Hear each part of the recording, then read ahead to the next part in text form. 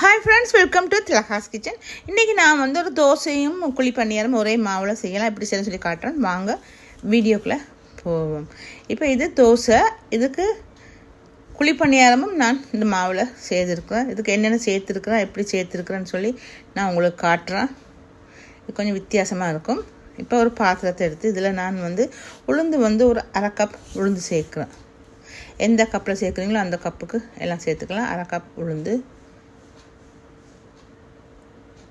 அரை கப் குதிரைவாளி அரிசி, அரை கப் கடலைப்பருப்பு, அரை கப் வெள்ளை பச்சை அரிசி, எல்லாம் அரை கப் சேர்த்துக்கிறேன். சாப்பாட்டு அரிசி மட்டும் சம்பாவோ கீரி சம்பாவோ வெள்ளை நாடோ நாட்டரிசி எதுனாலும் பரவாயில்ல, ஒரு கப் எல்லாம் உண்டா சேர்த்து ஒரு 4 மணி நேரம் ஊற வச்சு நல்லா இந்த மாதிரி அரைச்சி எடுத்து இதை இப்போ நான் உப்பு போட்டு கரைச்சி மூடி வச்சுருவேன்.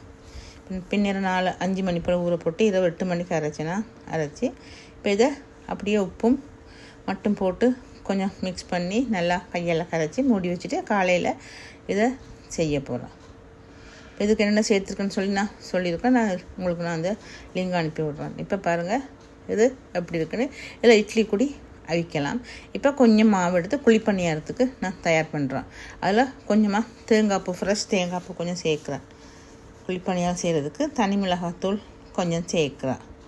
காரத்துக்கு எவ்வளோ தேவையோ அவ்வளோ சேர்த்துக்கலாம். நான் இதில் மஞ்சத்தூள் கொஞ்சம் சேர்க்குறேன். சேர்த்து நல்லா மிக்ஸ் பண்ணுவோம். எல்லாம் மிக்ஸ் பண்ணி இதுக்கு கொஞ்சமாக அப்பசோடா கொஞ்சம் சேர்க்கணும். சேர்த்து கொஞ்சம் உப்பு காணாத உப்பும் கொஞ்சம் சேர்த்து இந்த குழிப்பணியார சட்டியில் நல்லெண்ணெய்யோ நெய்யோ எது இருந்தாலும் பரவாயில்ல ஊற்றிட்டு அதுக்கு ஒரு சட்னி உண்டு. பூண்டு 4-5 பல் பூண்டு, தக்காளி 1, வெங்காயம் 1, பச்சை மிளகாய் ஒரு காரம் எங்களுக்கு எவ்வளோ தேவையோ அவ்வளோ சேர்த்துக்கலாம். 3 கருவேப்பிலை கொஞ்சம், ஒரு வெங்காயம் இவ்வளோ தான் இதில் சேர்த்துருக்குறேன்.